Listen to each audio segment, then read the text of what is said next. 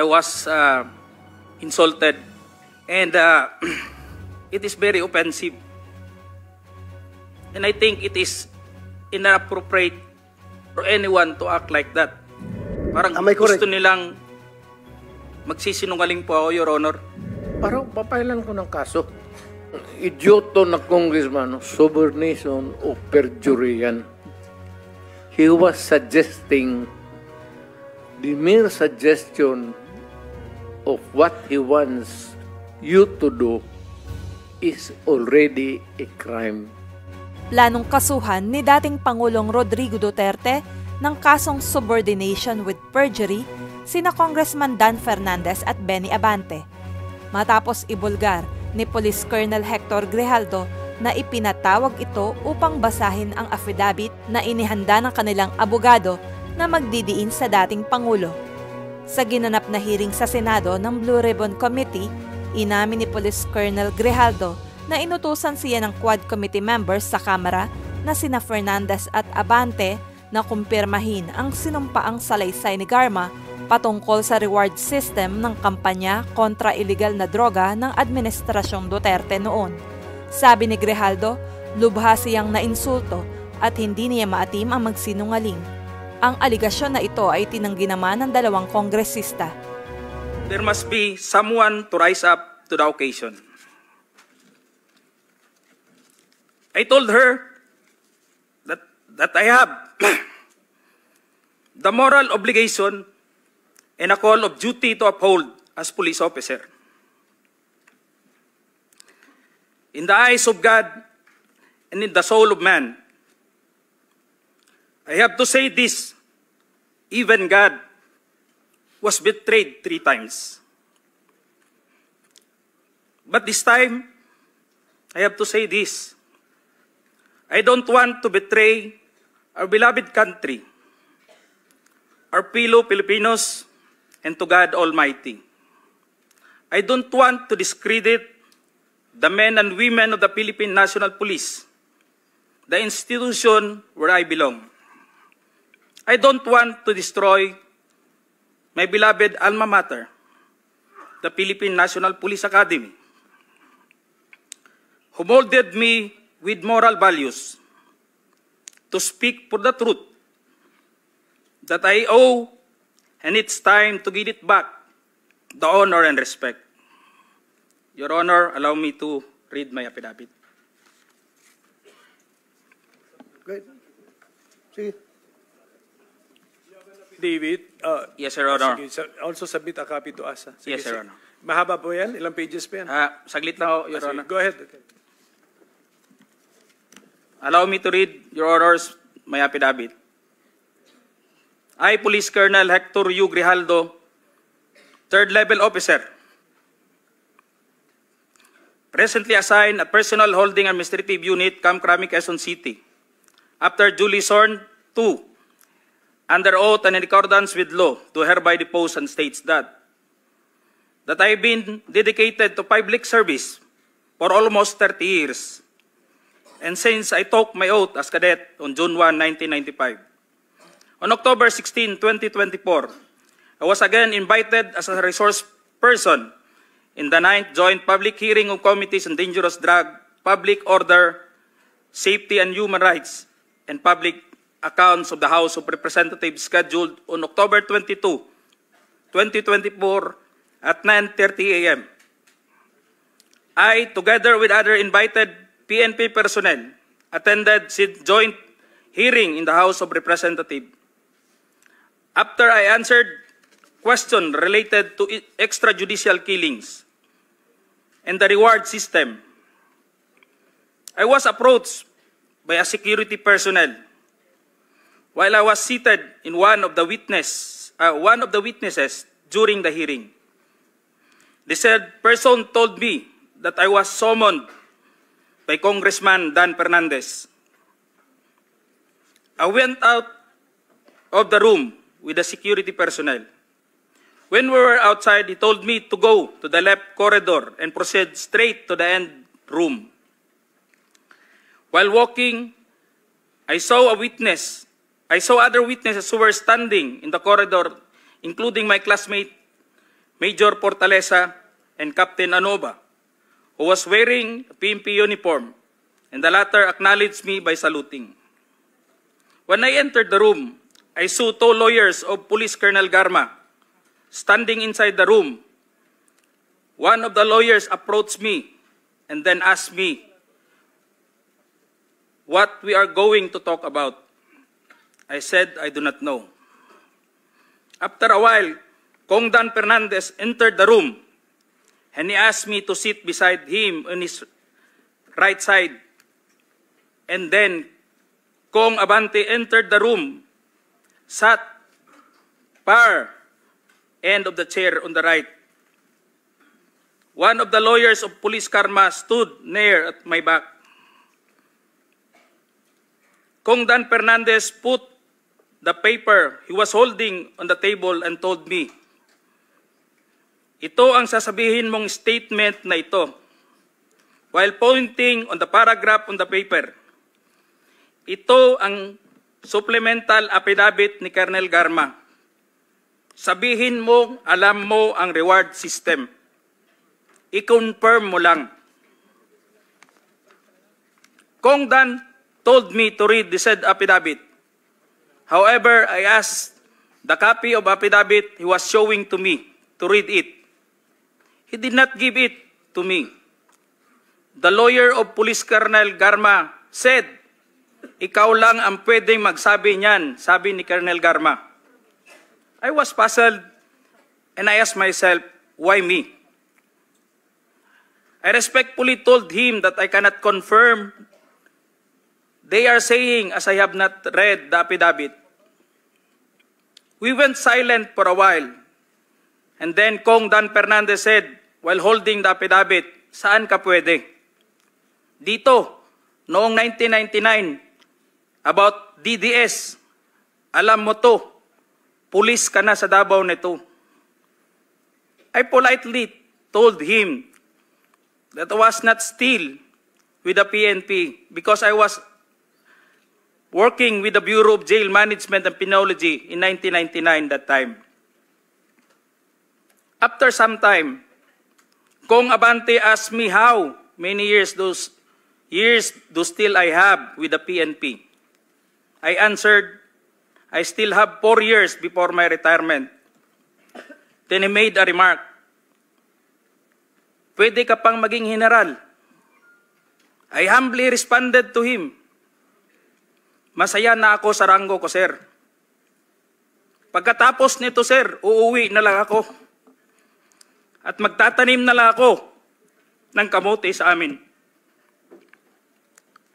The cordial conversation between us continued.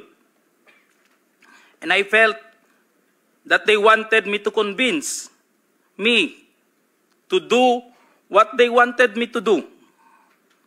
Then Kong Abante asked me where I serve as a chief of police. To which I answered, Mandaluyong City Police Station.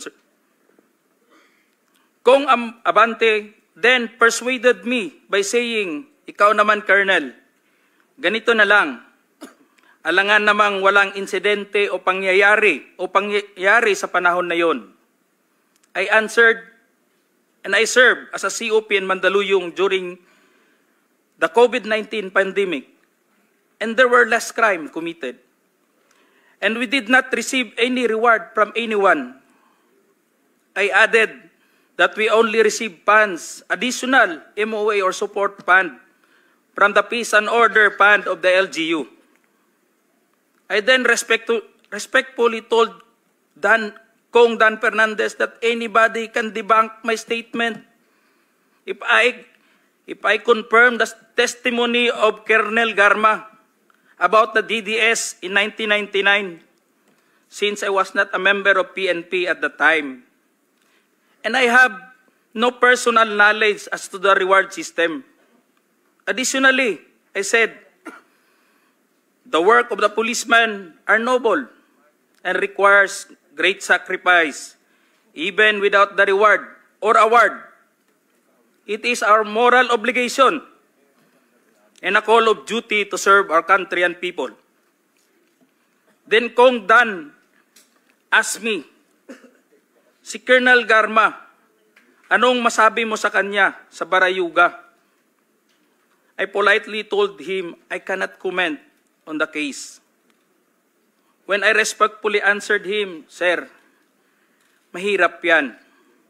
Kasama kami sa nag-iimbestiga at hindi ko alam kung ano ang kinalaman niya at may investigasyon din sa amin, baka ma-incriminate ako, sir. After the discussion, they did not give me a copy of the second affidavit of Police Colonel Garma. I felt that I disappointed them.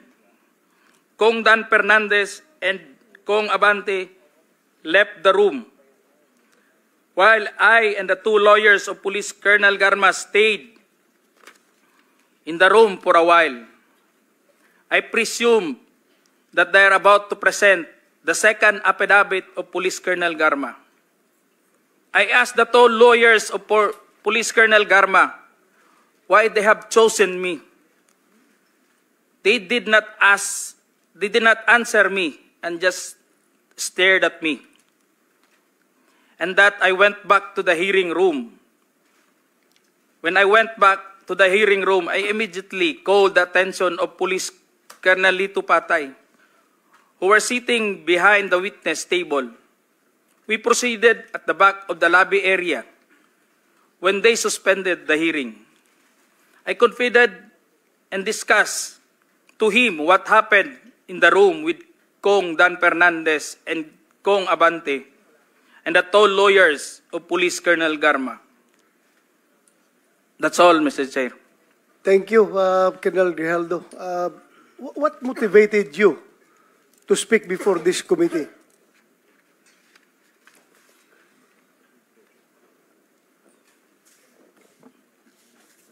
The time, Your Honor, I was insulted and it is very offensive. And I think it is inappropriate for anyone to act like that. Meaning, you feel that you are being coached to make that statement? Yes, Your Honor. I feel I be corrupted to make that statement, Your Honor. Bakit? Just because that time, habang nag-uusap-usap, habang nagkakaroon ng deliberation doon sa hearing, Your Honor,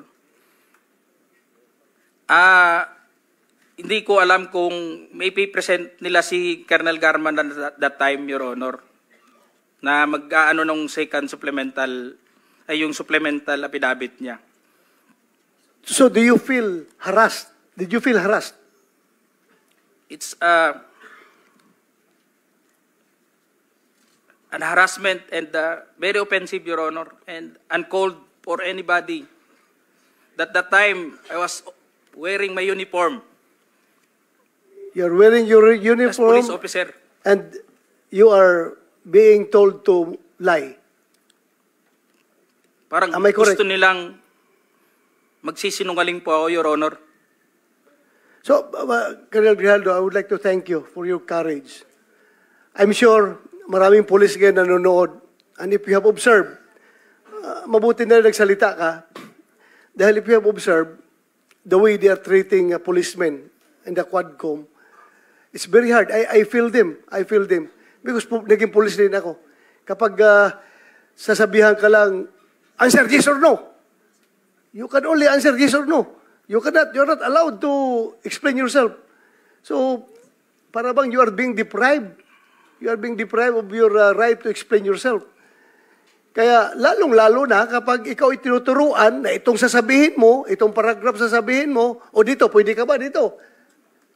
So, that's very inappropriate and it's very irregular for a lawmaker making an investigation in aid of legislation to make that kind of approach to a resource person na parang pinipilit na itong sabihin mo, iko-coach ka, ito, pwede ka ba dito? Para parang lumalabas na meron talaga silang preconceived na goal na kung anong dapat lang mahit dito, kaya ginaguide yung magiging statement mo. Am I correct?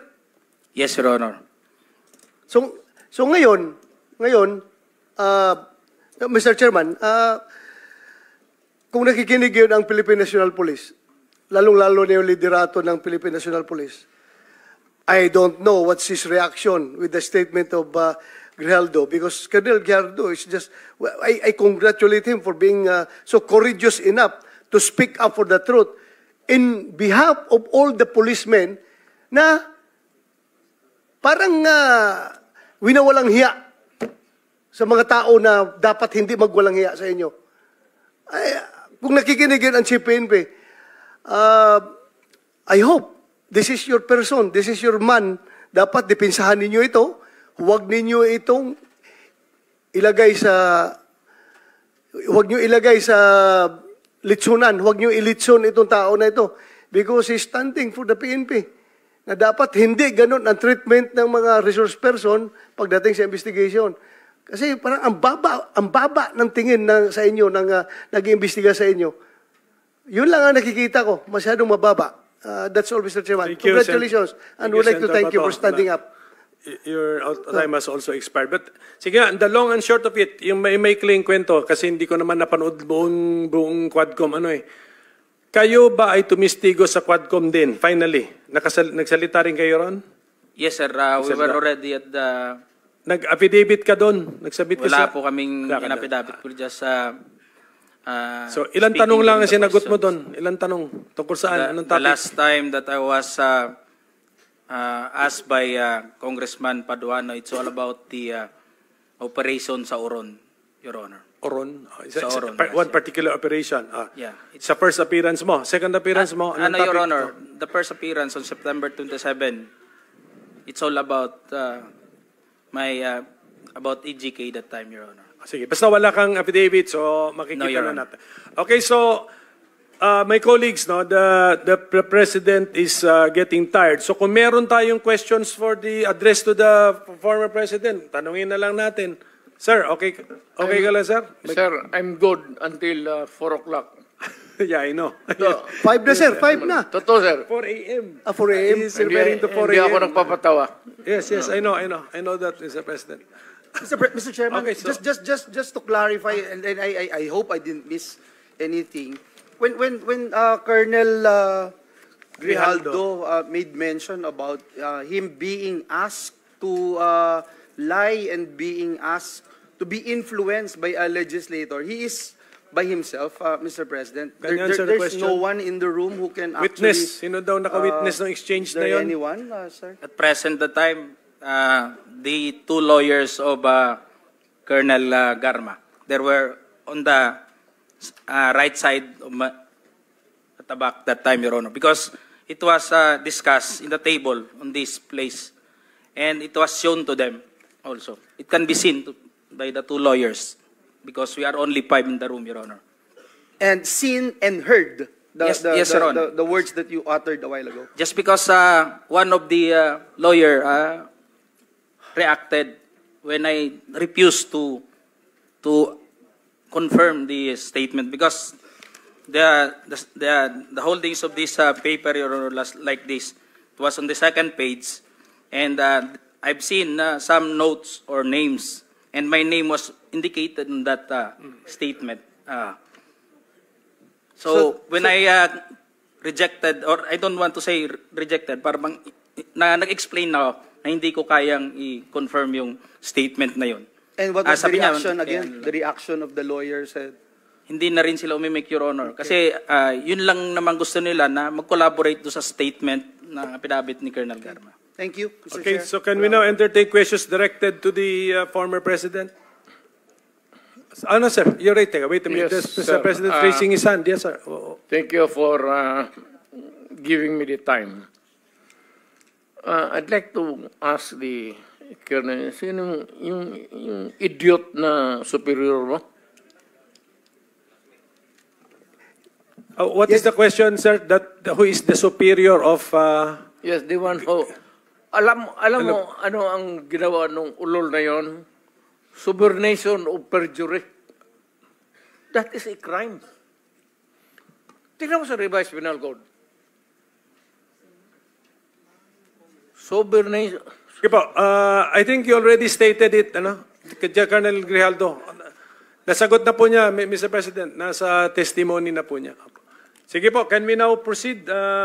Who has questions for the former President? Mr. Chair, Oh, I'd like to make it clear na yung ginawa ng idioto na opisyal mo o classmate mo. Sir, it's not officer, congressman. Congressman ang nagsabi sa kanya. Ganun, congressman. Yung idioto na congressman, subornation o perjury yan. He was suggesting, the mere suggestion of what he wants you to do is already a crime. Under the revised penal code, yung inuudyok mo yung tao na mag-execute ng affidavit falsely or making a false narrative, subornation of perjury. yes, that's a crime under the Yes. revised penal code. Yes, sir. Thank you. Sige sir, because we are operating under no time constraints. So sabi ko kanina hanggang 3 o'clock lang tayo. But sige, but Quick, can we, gusto ko lang habulin yung classmate mo. Ay, yung congressman. Parang papailan ko ng kaso. Total, hindi ko na kailangan yung affidavit mo. Your narrative here is under oath. Hindi ko na kailangan yung affidavit mo. All I have to do is to take out your statement, the basis of filing a case of subornation. our transcript of records will be available to anyone who will request, Mr. President.